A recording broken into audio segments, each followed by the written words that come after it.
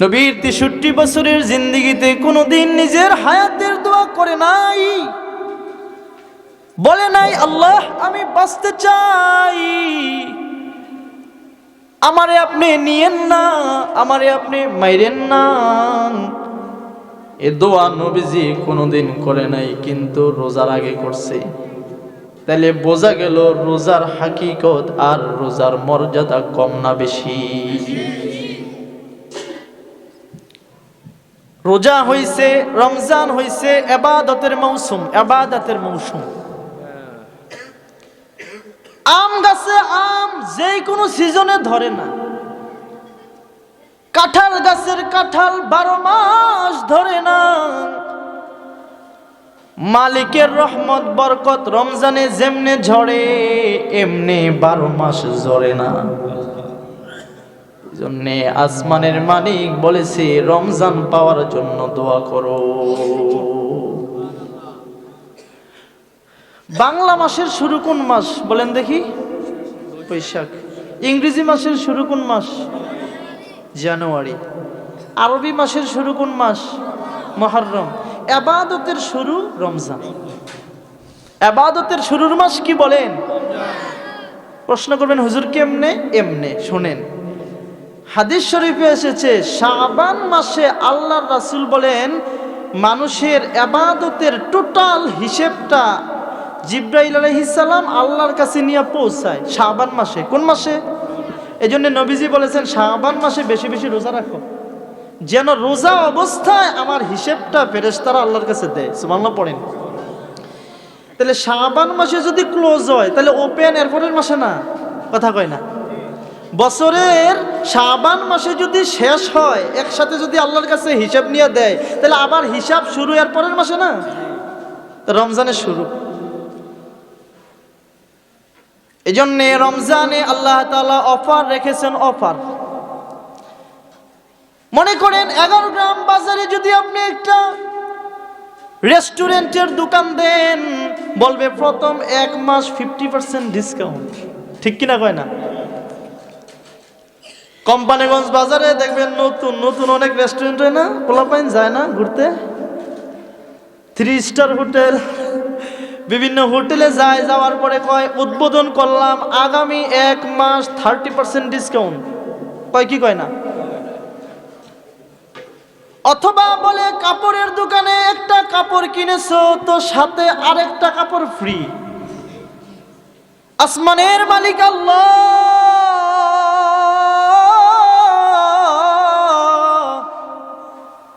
রমজানুল মুবারকে একে 1 দেয় নাই, একে 70 দিছে ডিসকাউন্ট। সুবহানাল্লাহ বলেন সুবহানাল্লাহ।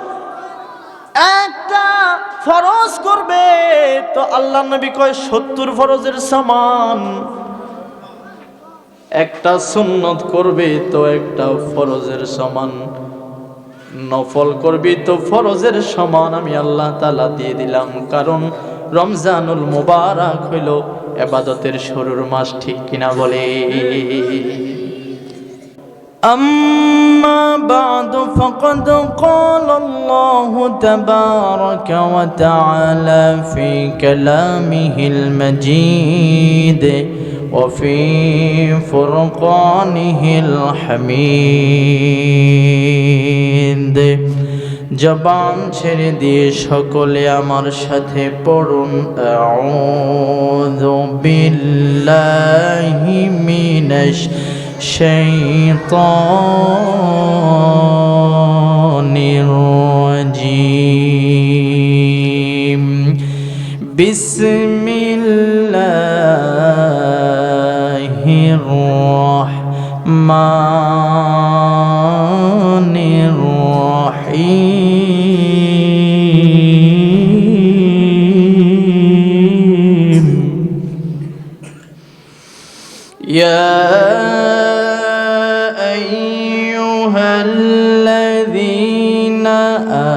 আমানু কুতিবা আলাইকুমুস সিয়াম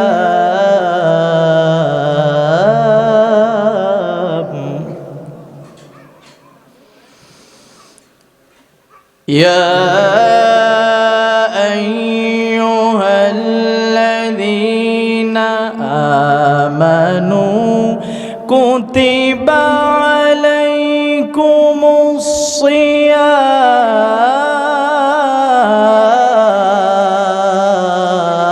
الصيام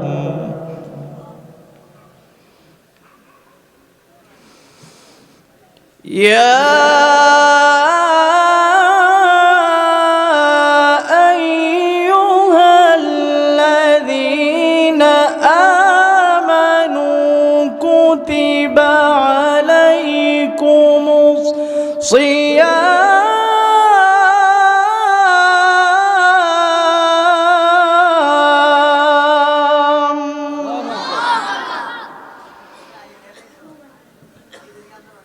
كما كتب على الذين من قبلكم كما كتب على الذين من قبلكم لعلكم تتقون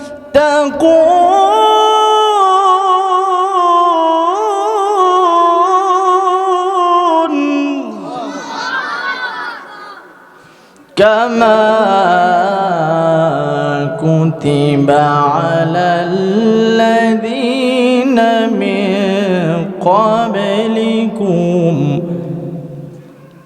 من قبلكم لعلكم تتقون.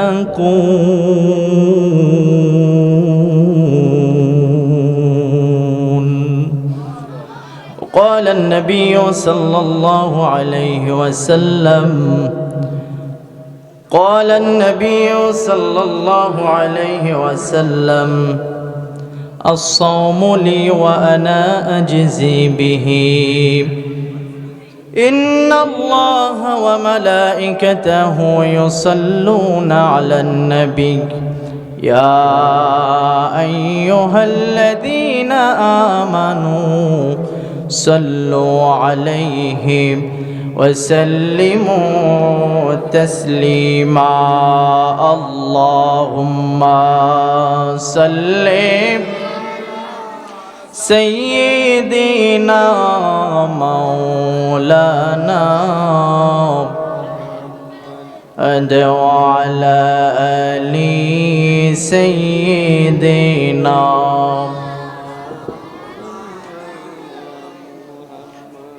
দুরূদ শরীফ পড়লে কি লাভ হয় না ক্ষতি হয়? আর আসতে বলেন, লাভ না ক্ষতি? কম না বেশি? কত বেশি? কেউ যদি দুরূদ শরীফ পাঠ করে, কারো মান ইজ্জত সম্মান যদি বাড়াইতে চায়, রাসূল বলে দুরূদ শরীফ পাঠ করো, সুবহানাল্লাহ পড়ে। এই যে আমাদের দেশে নির্বাচন গেল না, এমপি হয়, মন্ত্রী হয়, সবাই তো সম্মানের পাগল, ঠিক কিনা বলি?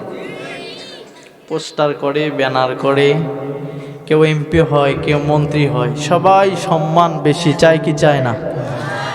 রাসূল বলেন দুরূদ শরীফ পড়বা, সম্মান মালিক বাড়ায়া দিবে, সুবহানাল্লাহ পড়ে। এই জন্য আওয়াজ করে জবান খুলে মোহাব্বতের সাথে পড়েন আল্লাহুম্মা সাল্লি আলা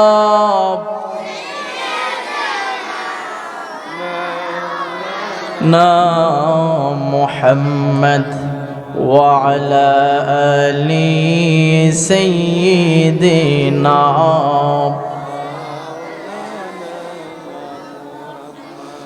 মনটা যদি হইতো প্রবল হাওয়া, ওরে হইতো যদি শুভ্র কবুতর, মনটা যদি হইতো প্রবল হাওয়া, ওরে হইতো যদি শুভ্র কবুতর, মেঘের ডানায় পাঠিয়ে দিতাম মেঘের ডানায় পাঠিয়ে দিতাম মদিনারি পথে, যেথায় আমার দয়াল নবী ঘুমাই নিরন্তর,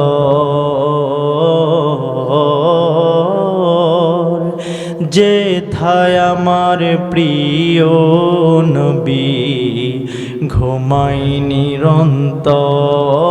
আল্লাহুম্মা সাল্লি সাইয়্যিদিনা মাওলানা ওয়ালা আলি সাইয়্যিদিনা।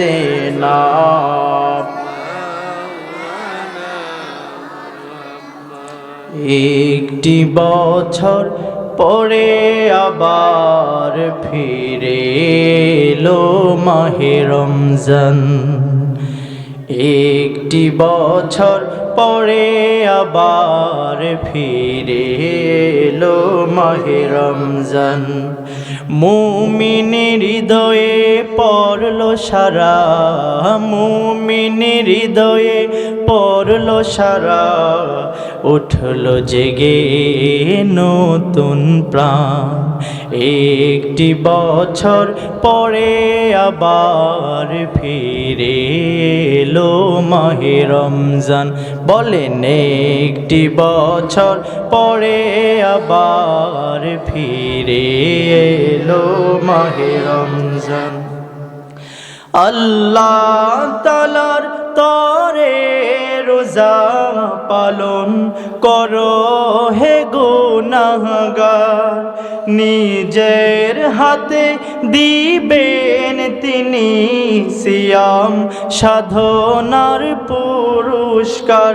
আল্লাহ তাআলার তরে রোজা পালন করো হে গুনাহগার, নিজের হাতে দিবেন তিনি সিয়াম সাধনার পুরস্কার। রমজানের এই রোজা পালন আল্লাহ তাআলা ফরমান। একটি বছর পরে আবার ফিরে এলো মাহে রমজান, একটি বছর পরে আবার ফিরে এলো মাহে রমজান। আলহামদুলিল্লাহ। ঐতিহ্যবাহী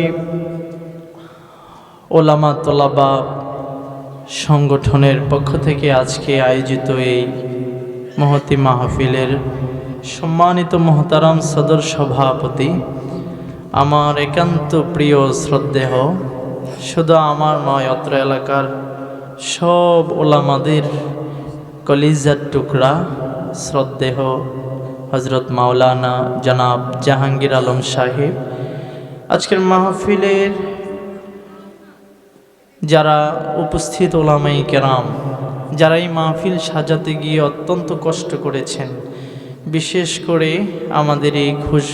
আমাদের এই মুকশার পূর্ব পাড়ার এই নূরে মদিনা হিফজুল কোরআন মাদ্রাসার মোহতারমিম হুজুর জনাব মাওলানা হাফেজ আল আমিন হোসাইন সাহেব সহ আমাদের অত্র সংগঠনের সাধারণ সম্পাদক জনাব আব্দুল্লাহ মিজান ভাই, আবু বকর ভাই, শহীদুল্লাহ সহ উপস্থিত সব ওলামায়ে কেরাম, সম্মুখ মানের সমবেত দিন প্রিয় ইসলাম প্রিয় দিনদার ইমানদার মুমিন মুসলমান ভাইয়েরা, বুড়া বাবারা, যুবক ভাইয়েরা, পর্দার আড়ালের মায়েরা, আল্লাহ পাকের আলিশান দরবারে শুকরিয়া আদায় করছি যে মহান মালিক আমাদেরকে মায়া করে, দয়া করে, ভালোবেসে রহমতি বরকতি এই জান্নাতের টুকরা বাগানে আসার বসার তৌফিক দান করেছেন। এজন্য সবাই মিলে সমস্বরে উচ্চ কণ্ঠে আল্লাহ পাকের দেয়া জবান দিয়ে আল্লাহ পাকের শিখানো ভাষায় কালিমাতুশ শুকুর আদায় করছি, জবান খুলে পড়ছি আলহামদুলিল্লাহ। শুকরিয়া আদায় করলাম কার?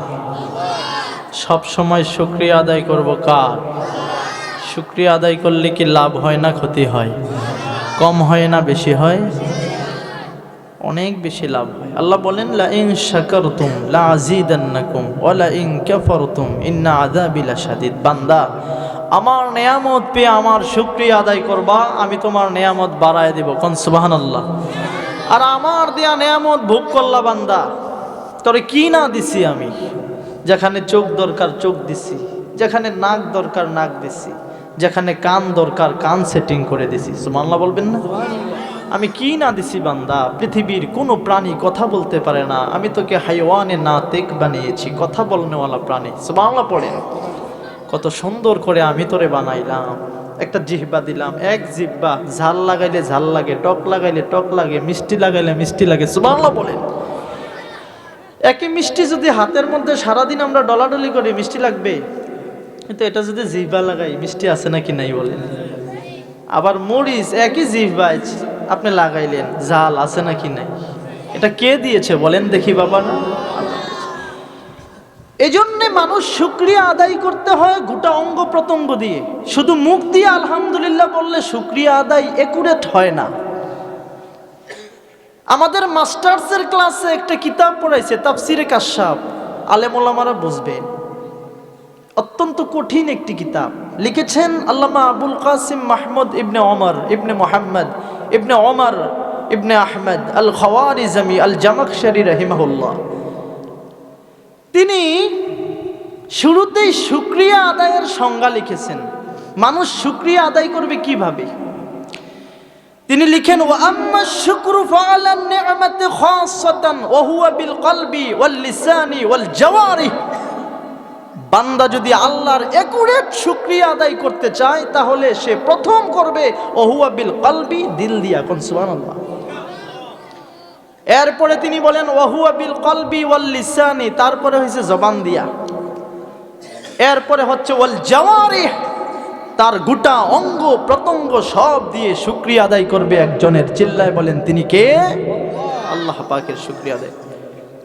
প্রশ্ন করতে পারেন হুজুর হাতের শুকরিয়া আবার কি? হাত দিয়ে আবার শুকরিয়া আদায় করে কেমনে? এ হাত দিয়া চুরি করতে নিষেধ করেছে আল্লাহ, এ হাত দিয়া চুরি করলেন না, এটা হচ্ছে হাতের শুকরিয়া। সুবহানাল্লাহ পড়েন। এ পা দিয়েছে মালিক, পা দিয়ে হেঁটে হেঁটে মসজিদে যাওয়ার জন্য, এ পা দিয়ে হেঁটে হেঁটে মসজিদে গেলেন তো পায়ের শুকরিয়া। জিহ্বা দিয়েছে মালিক, জিহ্বা দিয়ে সুন্দর সুন্দর কথা বলার জন্য। জিহ্বা দিয়ে গালিগালাজ করা যাবে না, জিহ্বা দিয়ে কাউকে কষ্ট দেয়া যাবে না। এই যে জিহ্বা দিয়ে কাউকে কষ্ট দিলেন না, সুবহানাল্লাহ পড়লেন, আলহামদুলিল্লাহ পড়লেন, এটাই হলো জিহ্বার শুকরিয়া। কোন সুবহানাল্লাহ। কান দিয়েছে মালিক, কান দিয়া গান শোনার জন্য না, কান দিয়া শুনবেন কোরআন আল কারীমের তেলাওয়াত। ঠিক কিনা বলেন? ঠিক কিনা বলেন? এই যে কান দিয়া তেলাওয়াত শুনলেন, এটা কানের শুকরিয়া। যুবক ভাই, তোমার রাত কাটে তো ইয়ারফোন লাগায়া, তোমার রাত কাটে উরুসের নামে ফাইজলামি ভণ্ডামি দিয়া, তোমার রাত কাটে লাইলি মজনুর গল্প কিচ্ছা কাহিনী শুনা, তোমার রাত কাটে নিজের মন গড়া হিন্দি গান শুনা। এটা কানের শুকরিয়া না? কথা না কা? কানের শুকরিয়া যদি বান্দা করতে চায় তাহলে মুকশায় নূরে মাদিনা হিফজুল কোরআন মাদ্রাসার ছাত্রদের তেলাওয়াত শোনো, তো তোমার কানের শুকরিয়া আদায় হবে। ঠিক কিনা বলি? এজন্যে আল্লামা জামাখশারি রাহিমাহুল্লাহ বলেন প্রথমে দিল থেকে, এরপরে জবান থেকে, এরপরে কি দিয়া? অঙ্গ প্রত্যঙ্গ দিয়া শুকরিয়া আদায় করো। জন্য আসুন দিলকে এক করে, জবানকে উচ্চ করে, নিজের শরীরের অঙ্গ প্রত্যঙ্গকে কাঁপিয়ে একটা শুকরিয়া আদায় করি। বলেন আলহামদুলিল্লাহ। দরুদুস সালাম প্রেরণ করছি বিশ্ব মানবতার মুক্তির দূত, যে নবীর আগমনে আধার গুছিয়ে মানবতার পূর্ব দিগন্তে এক নতুন সূর্য উদয় হয়েছিল, যে নবী উম্মতের নাজাতের জন্য শেষ রাত্রের কান্নার রোনাজারিতে আল্লাহর আরশে আজিম সহ কাঁপত। লক্ষাধিক নবী রাসূল আল্লাহ তাআলা মানব জাতির হেদায়েতের জন্য এই জমিনে নাজিল করেন। এর মধ্যে সবচাইতে বেশি যিনি উম্মতের জন্য দেওয়ানা, সবচাইতে বেশি যিনি উম্মতের জন্য পাগল পারা, রহমতের নবী, বরকতের নবী, দুজাহানের সরকার নবী, আমার নবী, আপনার নবী, সর্বশেষ নবী, সর্বশ্রেষ্ঠ নবী মুহাম্মদুর রাসূলুল্লাহ সাল্লাল্লাহু আলাইহি ওয়াসাল্লাম। শহীদের আত্মার মাগফিরাত কামনা করছি, যারা যুগে যুগে আল্লাহর এই জমিনে ইকামতে দ্বীনের জন্য ফাঁসির কাষ্ঠে ঝুলেছেন, রক্ত দিয়েছেন। উহুদ, খাইবার থেকে শুরু করে আজ পর্যন্ত যত মানুষ ইসলামের জন্য রক্ত দিয়েছেন, আল্লাহ তাআলা সবাইকে শহীদের উচ্চ মাকাম দান করুন। আপনারা পড়েন আমিন। লম্বা ওয়াজ না, আমি এলাকার হুজুর, বড় কোনো হুজুরও না। আর অন্যান্য জায়গায় ওয়াজ করলে যতটুকুন না ভয় লাগে, আমার আজকে বেশি ডর লাগতেছে। কেন? একই তো আমার খুব আনন্দ লাগতেছে। আমার আজকে আসলে মনে হইতেছে যে জান্নাতে যে কত সুখ। কেন বললাম কথাটা? আজকে অনেক পুরানা মানুষ কিছু দেখছি এখানে আইসা, মানে যাদের সাথে অনেক আগে সাক্ষাৎ হয়েছিল, দীর্ঘদিন পর সাক্ষাৎ হয়েছে। জান্নাতে যদি এইভাবে সবাই একসাথে বসা যায় তাহলে কেমন লাগবে বলেন তো? আরো ভালো লাগবে না? একই সাথে আমার ডর লাগতেছে এজন্যে, কারণ এখানে আমাদের এলাকার মুরব্বী আমার কাকা সম্পর্কে অত্যন্ত শ্রদ্ধেয়ের, আমি কলিজা থেকে মহব্বত করি। এই সমাজে ওনার অবদান অনস্বীকার্য, কেউ অস্বীকার করার সুযোগ নেই, ঠিক কিনা বলেন? আমার ডর লাগতেছে, কারণ এখানে যে ওলামায়ে কেরাম আছে, ওনারা দেখতে মনে হইতেছে আপনাদের এলাকার, বুঝতেছেন না, এক এক জায়গার মুহাদ্দিস, এক এক জায়গার প্রিন্সিপাল, এক একজন, আলহামদুলিল্লাহ বলেন না, ওরা এক এক জায়গার প্রধান বক্তা। ওলামায়ে কেরামদেরকে সামনে রেখে কথা বলা একটু কঠিন। সাধারণ আম পাবলিকের সামনে ওয়াজ করা আর হুজুরদের সামনে ওয়াজ করা এক, উল্টা পাল্টা কইলে ধরার সুযোগ আছে না? মানে আমার মোটামুটি কিন্তু একটু আমি আনইজি ফিল করতেছি। এরপরেও কিছু কথা বলতে থাকা আল্লাহর জন্য। বলেন কার জন্য? আল্লাহর জন্য। এই তো 2-4 দিন পরে আর পবিত্র মাহে রমাদানুল কারীম আমাদের সামনে আসতেছে, তাই না? বলেন, রমজান সম্পর্কে কিছু কথা আপনারা শুনতে রাজি আছেন তো? একটু জোরে বলেন, রাজি আছেন? প্রিয় ভাইয়েরা, আমরা বড়ই ভাগ্যবান যে আমরা একটি বছর পরে আবারও একটা রমজান পেতে যাচ্ছি। আল্লাহ যদি হায়াতে বাঁচায় রাখে, আমরা আরো একটা রমজান পাবো ইনশাআল্লাহ। বলেন, নবী আলাইহিস সালামের 63 বছরের জিন্দেগিতে কোনোদিন নিজের হায়াতের জন্য দোয়া করে নাই যে আল্লাহ আমি বেশি বাঁচতে চাই, এই দোয়া নবী করে নাই, ঠিক কিনা বলেন? এমন কোনো হাদিস আপনি দেখাতে পারবেন না যে নবী বলছে আল্লাহ আমি বেশি দিন দুনিয়ায় থাকতে চাই, এরকম নাই। কিন্তু রমজান আসলে পরে, রমজানের আগে রজব এবং শাবানে নবী দোয়া করছে আল্লাহ হায়াত বাড়াইয়া রমজান পর্যন্ত নিয়ে যান। সুবহানাল্লাহ বলতে পারলেন না?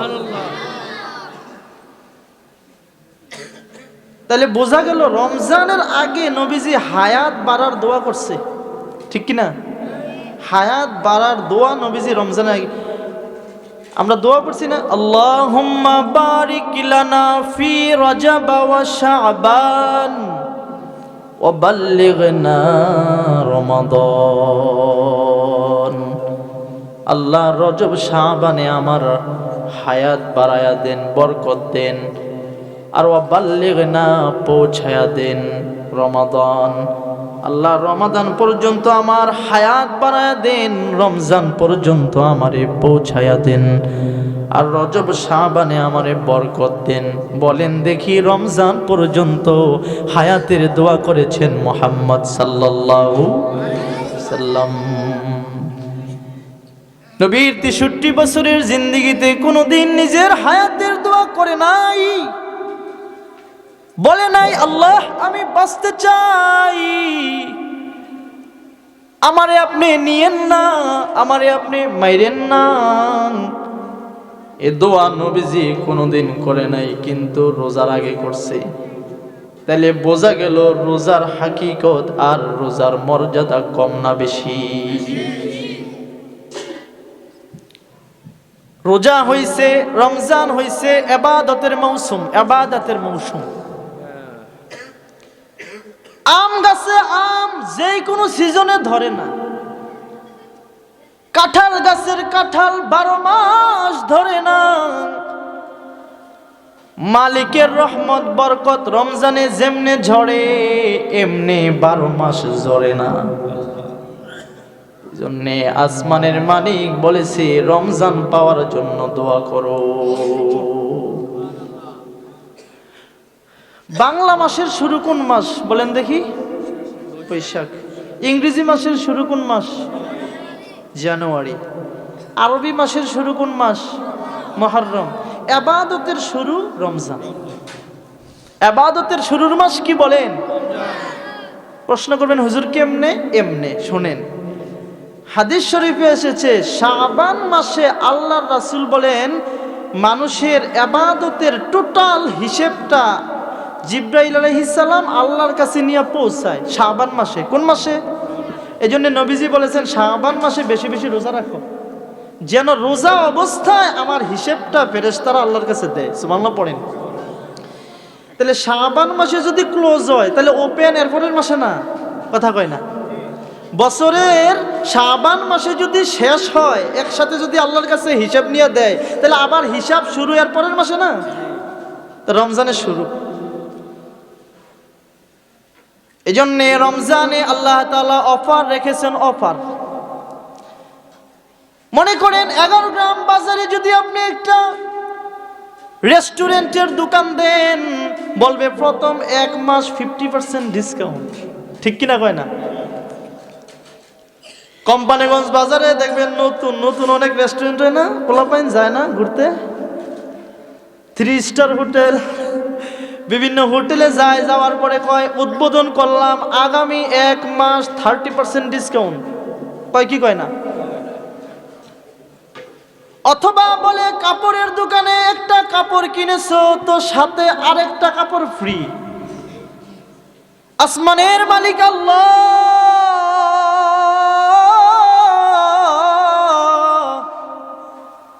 রমজানুল মুবারকে একে এক দেয় নাই, একে 70 দিছে ডিসকাউন্ট। সুবহানাল্লাহ বলেন সুবহানাল্লাহ।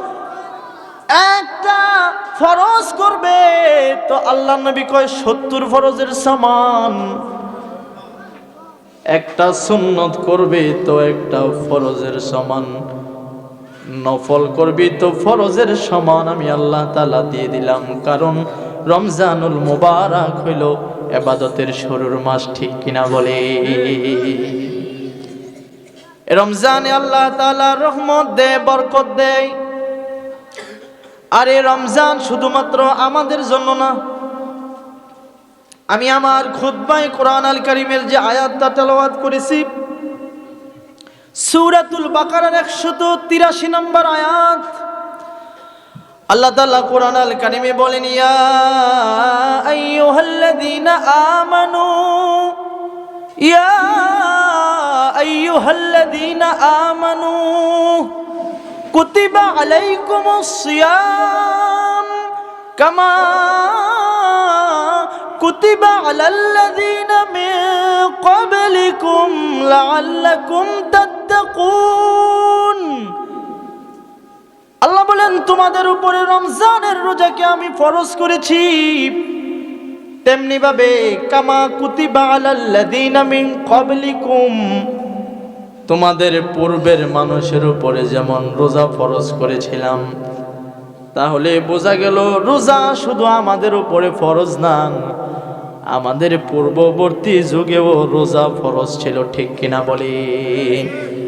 কিন্তু আমাদের মতো এরকম টোটাল 1 মাস রমজান ফরজ ছিল না। ওরা রমজান পায় নাই, রমজান শুধু পেয়েছি আমরা মুহাম্মদুর রাসূলুল্লাহর উম্মতেরা। সুবহানাল্লাহ বলবেন না? আগের যুগে ছিল রমজান ছাড়া, যেমন রমজানের রোজা ফরজ হওয়ার আগে আশুরার রোজা ফরজ ছিল, বুঝেন নাই? আশুরার 2 রোজা রাখি না আমরা, ওগুলো ফরজ ছিল। যখনই রমজানের রোজা ফরজ হইল, আল্লাহ তাআলা ওইগুলোরে নফল বানাই দিচ্ছে। আবার তাদের রোজা আমাদের রোজা একরকম না, কিন্তু খেয়াল করেন, আমাদের রোজা সহজ, তাদের রোজা ছিল আরো কঠিন। যেমন তাদের রোজা ছিল ঘুম থেকে ঘুম। মনে করেন ইফতারি করছে, তো ইফতারি করার পরে মাগরিবের নামাজ পড়ছে, তারপরে ঈশার নামাজ তারাবি পড়ে ঘুমাইছে, রোজা শুরু হয়ে গেছে। এরপরে যদি আপনি যতক্ষণ না ঘুমান ততক্ষণ পর্যন্ত রাতে খাইতে পারবেন। ঘুমাই গেছেন, রোজা শুরু হয়ে গেছে, এরপরে ঘুম ভাঙছে, আবার ভোর রাতে ওইটা খাইবেন, এই সুযোগ নাই। আগের যুগের রোজার কথা বলতেছে আর কি, পূর্ববর্তীতে যে রোজা ছিল, ওরা ঘুমাইছে তো রোজা শুরু হয়ে গেছে। নবীর এক সাহাবী, কৃষক সাহাবী, কৃষক সারাদিন খেতে খামারে কাজ করেছে, সন্ধ্যার সময় বাড়িতে এসেছে। বাড়িতে আসার পরে স্ত্রীকে ডাক দিল, স্ত্রী আমার, ঘরে কোনো খাবার আসেনি, আমারে ইফতারি দাও, সারাদিন রোজা রেখেছি। স্ত্রী ডেকে বলে, ঘরে কোনো খাবার নাই প্রাণের স্বামী আমার, আপনি একটু দাঁড়ান, আমি দেখি কোথাও কোনো ইফতারি আপনার জন্য জোগাড় করতে পারি কিনা। স্ত্রী ঘর থেকে বের হয়ে গেলে স্ত্রী আসতে দেরি হইতেছে। স্বামী নামাজ পড়ে তারাবি পড়ে একটু পিঠটা লাগাইছেন তো ঘুমে ধরে গেছে। সারাদিন ক্লান্ত শ্রান্ত সাহাবী ঘুমিয়ে গেলেন। মাঝখানে উঠার খাবার সুযোগ আছে নাই, কিন্তু ঘুমায় গেছে। সকাল বেলায় ঘুম থেকে উঠা ফজর পড়ে আবার মাঠে চলে গেছে, সেহরি খাবার কোনো সুযোগ নেই। সারাদিন কাজ করেছে, পরিশ্রান্ত অবস্থায় আবার বিকেল বেলা কৃষক সাহাবী বাড়িতে ফিরে এসে স্ত্রীকে বলে, স্ত্রী আমার, কোনো খাবার আসেনি, দাও। স্ত্রী বলে, স্বামী আমার, গোটা একদিনে আমি ঘরে কোনো ইফতারি আনতে পারি নাই। আল্লাহু আকবার বলেন। সাহাবী নবীর সারাদিন ক্লান্ত শ্রান্ত, পিঠ লাগিয়েছেন বিছানায়, তো ঘুম এসে পড়েছে, আবার ঘুমিয়ে গেলেন। 2 দিন পর্যন্ত কোনো খাবার নাই। নবীর সাহাবী তো আমাদের মতো ওজর দিয়া রোজা ভাঙা পাবলিক, ওরা না, ঠিক কিনা বলে? আমরা তো হইছে রোজা আগায় আইলে ঘন ঘন ডাক্তারের কাছে যায়। ডাক্তার এনে কোনো রকমে হুদা কইয়া দেয়, আপনার গ্যাস্ট্রিকের সমস্যা আছে, প্রেসক্রিপশন দিয়ে দিছি, আপনি রোজাটা না রাখলেও পারবেন। ইদুরা দলিল যদি পায়, এবার ভ্যাকসিনেশন লয়ে হুজুরের কাছে যাই না, ইয়া ডাক্তারে কইছে গ্যাস্ট্রিক আসেনি, গ্যাস্ট্রিকের দোহাই দিয়া আস্ত তরতাজা বেড়া রোজা রাখে না, এমন আসেনি? এটা আমাদের মুখ সাইরে নাই, অন্যান্য এলাকায় আছে আর কি। এতে রোজা আসবে তো 11 গ্রাম বাজারে দেখবেন কিছু দোকানে পর্দা শুরু হইব, পর্দা, লাল পর্দা, কালো পর্দা। এই রোজাটা কেউ যদি না রাখে, খেয়াল করেন, আমার দিকে খেয়াল করেন, এই রোজা যদি কেউ না রাখে, তাহলে তার জন্য ভয়ঙ্কর এক সংবাদ দিয়েছেন মুহাম্মদুর রাসূলুল্লাহ। কি সংবাদ দিছে খেয়াল করেন।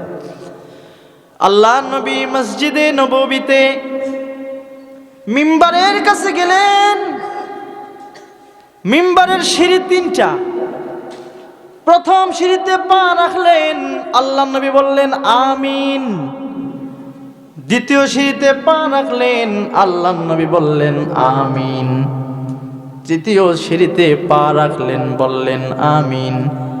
সাহাবীরা জিজ্ঞেস করলেন, ইয়া রাসূলুল্লাহ, কেউ কিছু বলতে তো শুনলাম না, কেন 3 বার আমিন বললেন? আল্লাহ নবী বলে, সাহাবীরা শোনো, আমি যা দেখি তোমরা তা দেখো না। কিছুক্ষণ আগে আমার সামনে জিবরাইলের আগমন ঘটেছিল। জিবরাইল এসে আমাকে 3 সিঁড়িতে 3টা কথা বলছে। বলেন কয়টা? জোরে বলেন কয়টা? 1 নাম্বার সিঁড়িতে যখন আমি উঠলাম, আমাকে বলল, ওগো আল্লাহর নবী, আপনার যে উম্মতেরা আপনার নামের দুরূদ শুনবে, আপনার নাম শুনবে, আপনার নাম শোনার পরে যারা নাকি দুরূদ পড়বে না সাল্লাল্লাহু, এ অন্তত পক্ষে ছোট্ট সংক্ষিপ্ত দুরূদটাও যদি কেউ না পড়ে সে ধ্বংস হয়ে যায়। আমি নবী জিবরাইলের সাথে একমত হয়ে বললাম আমিন। জিবরাইল তুমি যা বলছো তার সাথে আমি একমত, সে ধ্বংস হয়ে যাক। নাউজুবিল্লাহ বলেন।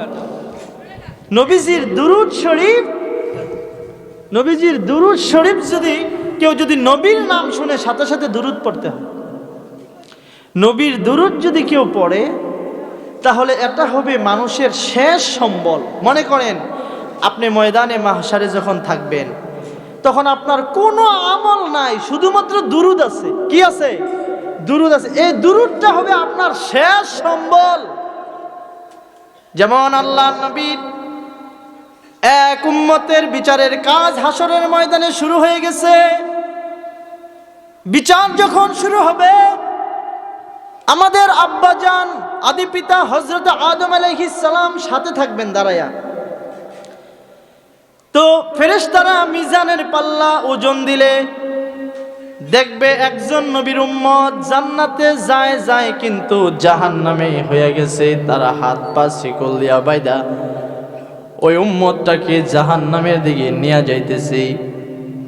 আমাদের পিতা আদি পিতা আদম আলাইহিস সালাম ডাক দিবে, সন্তান আমার মুহাম্মদ কই? তোমার উম্মতরে তো শিকল দিয়া বাইধা জাহান্নামে নিয়ে যাইতেছে, আসো না দেখো কি অবস্থা। আল্লাহ নবী দৌড়ায় আসবেন, আয়েশা ওই উম্মতের পেছনে একটা দৌড় দিবেন, ফেরেশতাদেরকে পেছন থেকে ডাকবেন আর বলবেন দাঁড়াও না ফেরেশতারা, আমার উম্মতরে শিকল দিয়া বাইদা জাহান্নামে নিতেছো, আমার উম্মতের মিজানের পাল্লাটা আমার সামনে আরেকবার ওজন দাও দেখি। আল্লাহু আকবার বলেন।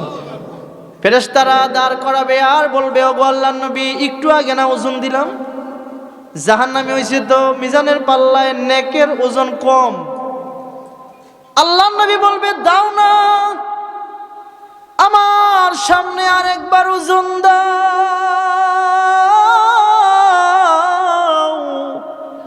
ফেরেশতারা আল্লাহর নবীর কথা মতো এক পাল্লায় নেক দিলেন, আরেক পাল্লায় গুনাহ দিলেন, পাপ দিলেন, বদ দিলেন।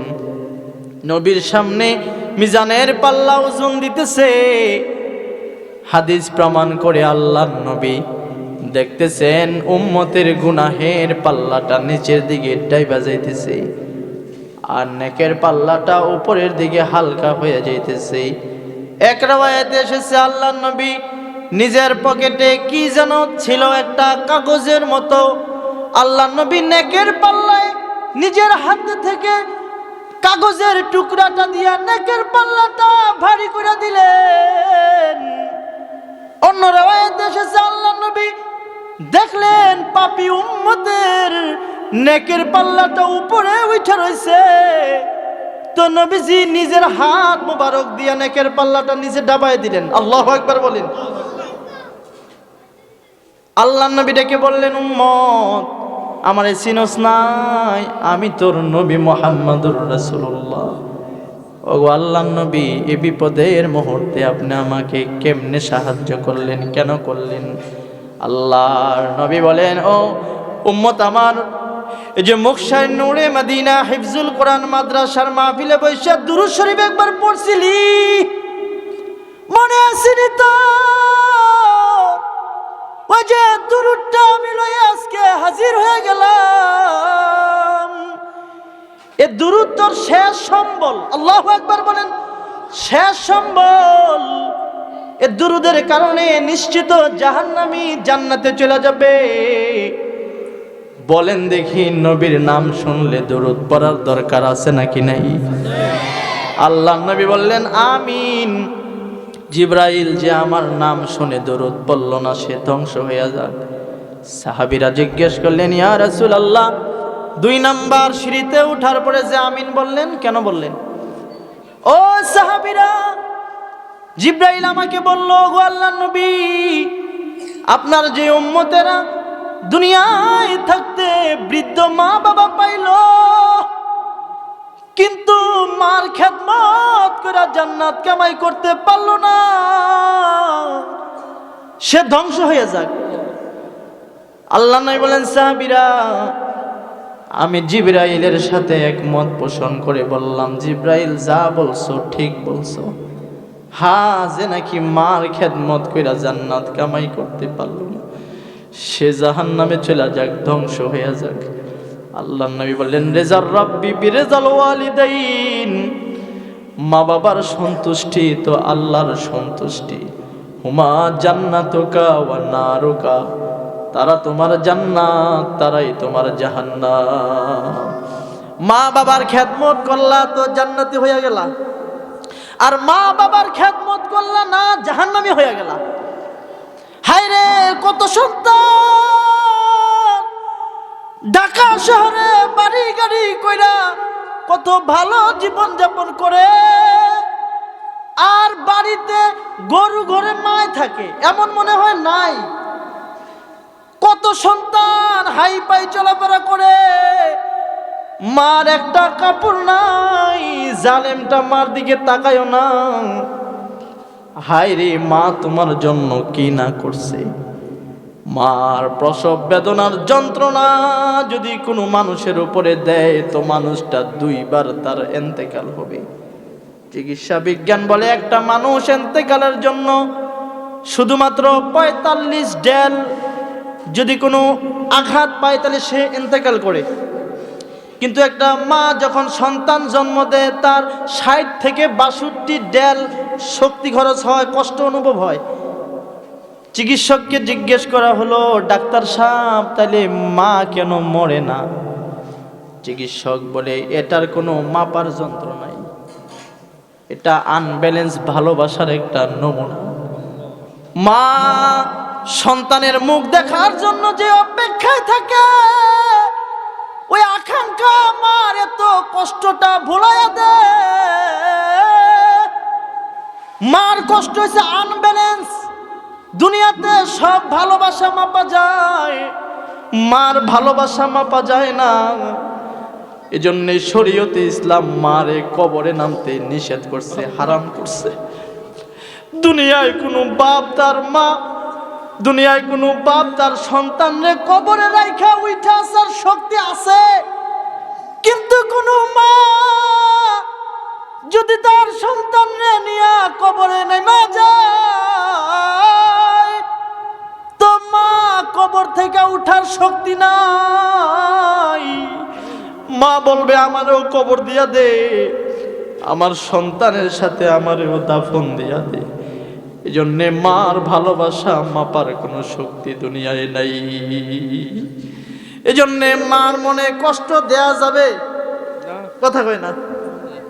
আমরা আইলা জাইলা কইরা অনেক সময় রাগ কইরা মার মনে কষ্ট দেই। মাঝে মাঝে মার মাথায় হাত দিয়া বলবেন, আম্মা ভুল করছি, আপনারে আমি গালি দিয়া ফেলাইছি।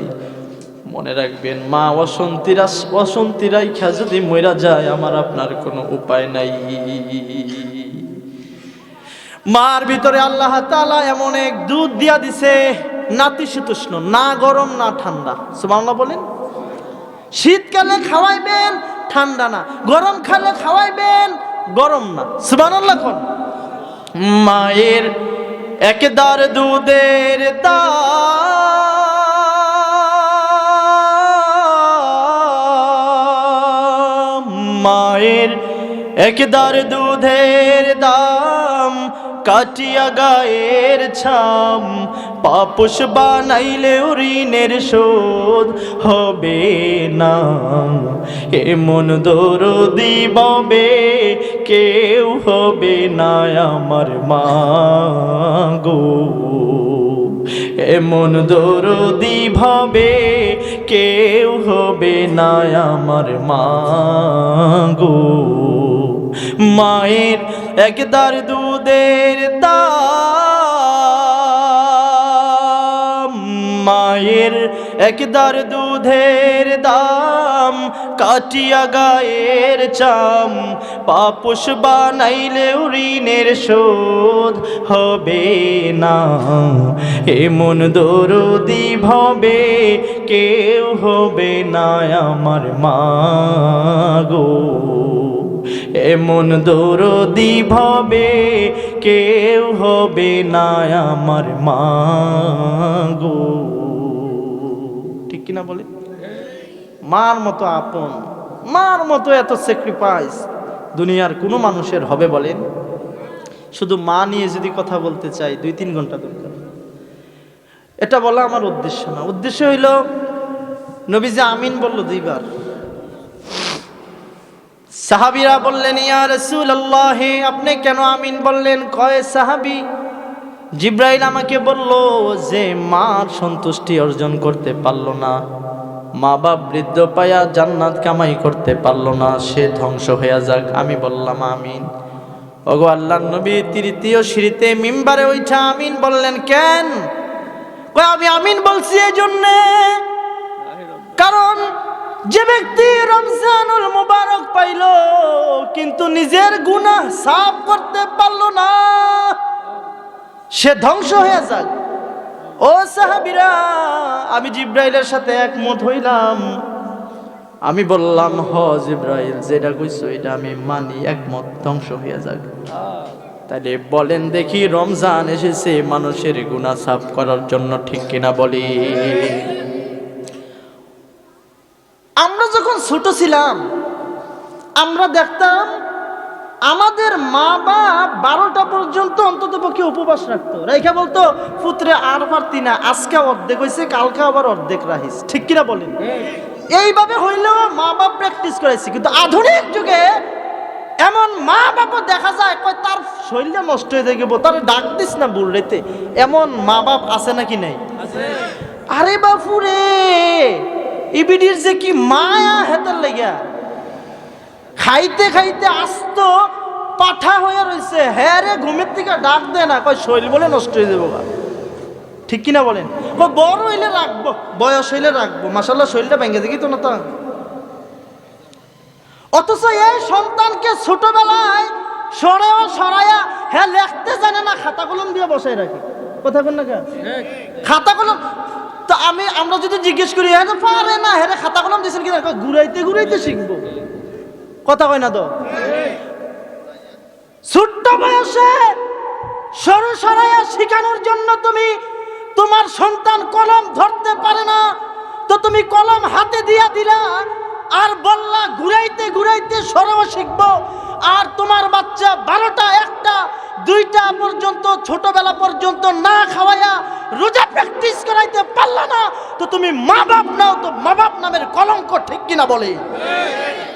তুমি মা বাপ হইতে পারো নাই, তুমি তোমার সন্তানকে জাহান্নামে নিতেছো, ঠিক কিনা বলেন না কেন? এত দরদ বাচ্চাদের প্রতি দেখায়েন না। 6, 7, 8, 9 বছর হইলে ওরে বললেন তুই রোজা রাখ বেটা, এতটুকুন দায়িত্ব মা বাপ হিসেবে আমাদের আছে না নাই বলেন? রোজা রাখতে হবে, রোজা রাখতে হবে। তাহলে আমাদের রোজা আর আগের যুগের রোজা কি এক ছিল? ভিন্ন। আরো আশ্চর্য হয়েছে কি জানেন, এটা গোপন কথা কইয়া ফেলাই, আগের যুগের রোজা রাতের বেলায় বউয়ের সাথে থাকা গেছে না। আগেকার যে পূর্ববর্তী সময়ে, এখন তো সারাদিন রোজা রেখে রাতের বেলা থাকতে পারেন না বউয়ের সাথে, এখন তো সময় কাটাইতে পারেন, ওই সময় রাতেও থাকা গেছে না। তাহলে কি সহজা ছিল বেশি? আর এখন তো নবী নাই যে আয়া সেরা আপনার শরীয়ত একটু চেঞ্জ করে নিজে শরীয়ত বানাই দিব, কারণ নবীজি যা কয় তাই তো শরীয়ত। হাদিসে এসেছে এক সাহাবী দিনের বেলায় সহবাস করছে স্ত্রীর সাথে। মনোযোগ আছে আপনাদের? বিরক্ত করে বলতেছি মনে হয় আমি, সাইডা দেওয়া দরকার। কতক্ষণ হয়েছে হিসাব ছাড়া চলতে আছে, শেষ হয়েছে না শুরু হয়েছে মাত্র? আলহামদুলিল্লাহ বলেন। ও মামু কইয়েন সময় শেষ হইল?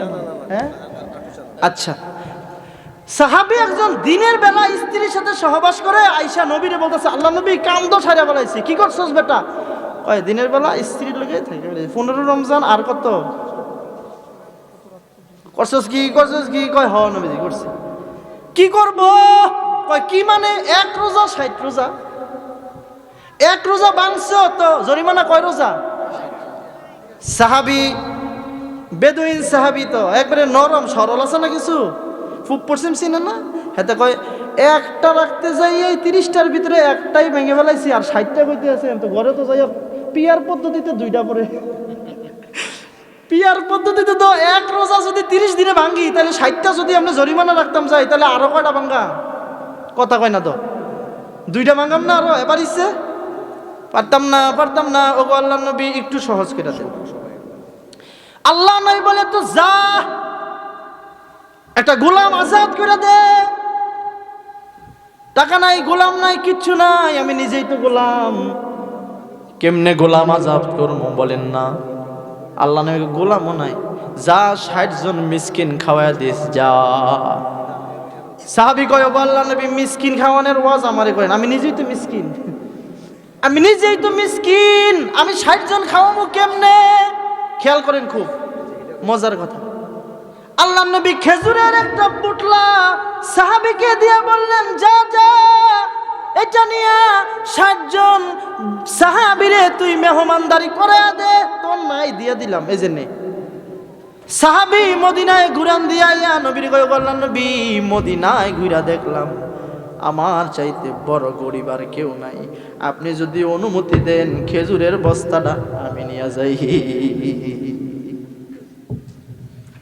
আল্লাহ নবী বলে এটা তো শরীয়ত না, যা তুই কইছস নিয়ে নে, আমি আল্লাহর কাছে কইয়া দেবো না একটু। যা নবীর কথা ওইটাই কার কথা, নবী উল্টা কইলে উল্টাই শরীয়ত, নবী যদি ভাস কয় ভাস শরীয়ত, নবী যদি উল্টা কয় উল্টাই শরীয়ত। এখন তো আর নবী নাই যে আমাদেরকে সহজ করে দিব, ঠিক কিনা বলেন না? কয় মিনিট আমরা আগে বললাম তাহলে ফিনিশিং করতে সহজ হবে। এখন কি নবী আছে তাহলে আমরা শরীয়ত সহজ করে দিব কেনা, নাকি ফিসা বুজুরি করে দিতে পারবো? হ্যাঁ ফাক্কাওয়ালা মাজার জেডি এই ফিসাবে মনে হয় পারবো? হ্যাঁ পারতাম না। কোন পীরের ক্ষমতা নাই যে শরীয়ত সোজা করে দেয় আর সহজ করে দেয়। এখন আর আল্লাহর নবী নাই, এই জন্য যেমনে বলছে এমনি রোজা রাখতে হবে, ঠিক কিনা বলে? রোজা রাখতে হবে। রোজার মাসে ফুতিহাত আবওয়াবিল জান্নাহ, জান্নাতের দরজা আল্লাহ খুলে দেয় আর জাহান্নামের দরজা আল্লাহ ক্লোজ করে দেয়। আপনি তওবা করবেন সুজা জান্নাতে যাবেন। রমজান মাসে যে মরবে সে নিশ্চিত যাইয়া কবরের জান্নাতে ঢুকবে, সুবহানাল্লাহ। কারণ শয়তানকেও আল্লাহ তাআলা এই রমজানে হাত পা বাইদা দেয়। শেষ করে দিতেছি আমি, এবার আসেন সর্বশেষ কথা আমার ফিনিশিং। রোজা যদি কেউ না রাখে ভাইয়া ফেলায় তার কি অবস্থা? 5 মিনিটে শুনতে রাজি আছেন না আপনারা? শোনেন, রোজা যদি কেউ ভাঙা বলায়, আল্লাহ নবী একদিন স্বপ্নে দেখতেছেন, আল্লাহ নবী স্বপ্ন দেখতেছেন 2 ফেরেশতা আল্লাহ নবীর 2 কাঁধে 2 জন আইসা ধরছে। এই যে মনে করেন আমার এক সাইড দিয়া আব্দুল্লাহ মিজান ভাই ধরছে, আরেক দিক দিয়ে আবু বকর ভাই ধরছে, এই যে ধইরা আমারে উঠাইয়া এক জায়গা থেকে আরেক জায়গায় নিচ্ছে। এই যে মনে করেন আল্লাহ নবী ঘুমিয়ে আছেন, তো 2 ফেরেশতা আইসা নবীর 2 কাঁধে ধরছে, দইরা নবীকে বসাইলেন। আল্লাহ নবী কোথায় নিয়ে যাও? ও আল্লাহর নবী আমাদের সাথে আসেন। আপনি নবীকে দূর বহুদূর এক পাহাড়ের কিনারায় নিয়ে গেলেন। আল্লাহর নবী দেখতেছেন উঁচু একটা পাহাড় দেখা যায়। আল্লাহর নবীকে ফেরেশতারা বললেন, ও আল্লাহর নবী পাহাড়ের উপরে ওঠেন। আল্লাহর নবী স্বপ্নের কথা বলতেছি, নবী বলতেছেন যে এত পাহাড়, উঁচু পাহাড়ের মধ্যে আমি কেমনে উঠবো? এত উঁচা পাহাড়ে আমি উঠতে পারবো না। ফেরেশতারা বললেন আমরা আপনাকে সাহায্য করব। নবীর 2 ডানায় নিয়া ধইরা উপরে পাহাড়ের উপরে উঠলেন। পাহাড়ের উপরে ওঠার পরে আল্লাহর নবীকে রাখলেন। আল্লাহর নবী দেখলেন ভয়ঙ্কর কিছু চিৎকারের আওয়াজ শোনা যায়। আল্লাহর নবী থমকে গেলেন, এত উঁচু পাহাড়ের উপরে কিসের আওয়াজ শোনা যায় আর এত ভয়ঙ্কর আওয়াজ? মনে হয় কে যেন তারে মাইরা ফেলাইতেছে।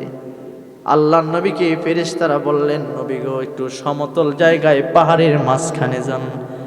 হাদিস থেকে বলতেছি নবী আলাইহিস সালাম পাহাড়ের মাঝখানে গেলেন, গিয়ে আরো আশ্চর্য একটা অবস্থা দেখলেন। দেখলেন কিছু ফেরেশতারা কিছু মানুষের পা উপরের দিকে বেঁধে রেখেছে, আর মাথা নিচের দিকে নাক মুখ দিয়ে ওদের রক্ত পুষ বের হইতেছে। আল্লাহ নবী বললেন, জিব্রাইল মান হাউলাইক, ওরা কারা যাদের শাস্তি এত ভয়ঙ্কর? ফেরেশতারা বললেন, ওগো আল্লাহর নবী, ওরা হলো আপনার ওই উম্মত যারা দুনিয়ায় থাকতে রোজা রাখে নাই, আইলা যাইলা বাহানা দিয়া রোজা ভাঙছে। ও আল্লাহর নবী, যারা রোজা ভাঙছে তাদের শাস্তি হবে এরকম। আল্লাহর নবী দেখি ভয় পেয়ে গেলেন আর বললেন, উম্মতেরা জিন্দেগিতে কোনো দিন রোজা ভাঙিও না। তাহলে রোজা ভাঙা যাবে? কথা হয় না, রোজা ভাঙা যাবে? কোনো কারণেই রোজা ভাঙা যায়। আরেকটা মাসআলা আপনাদেরকে বলে দিই, মনে করেন বলে কিছু খাইয়া ফেলছেন। আমাদের দেশে হয় কি, অনেকে না বুঝে এমনটা করে, বলে কিছু খাইয়া ফেলছে তখনও কিন্তু রোজা ভাঙে নাই, এরপরে কয় খাইয়েই যেমন লাইছি খাইয়েই লাই, এরপরে রোজা ভাঙে। প্রথমে কিন্তু রোজা ভাঙে না, বুঝেন এই কথাটা? ফিকহের ইমামরা বলছে যে কেউ যদি খাইতে লয় তারা ডাক দিস না, যে বলে একটু পেট ভরে খাক না বেটা, ভুল হইলে তো আর রোজা ভাঙে না, ঠিক না? এই জন্য ভুল করে কেউ খাইতে নিলে তারে ডাক দিয়েন না, খাক। আইলা যাইলা বাহানা দিয়া রমজানের রোজা ভাঙা যাবে না। ইনশাল্লাহ বলেন, ইনশাল্লাহ বলেন। রাজি আছেন তো ইনশাল্লাহ? এবার আসেন সামারি। কি বললাম এই 1.5 ঘন্টায় বললাম এটা, যে রমজানের রোজা আল্লাহ তাআলা রহমত, বরকত, মাগফিরাত দিয়ে আমাদেরকে নাজিল করেছে।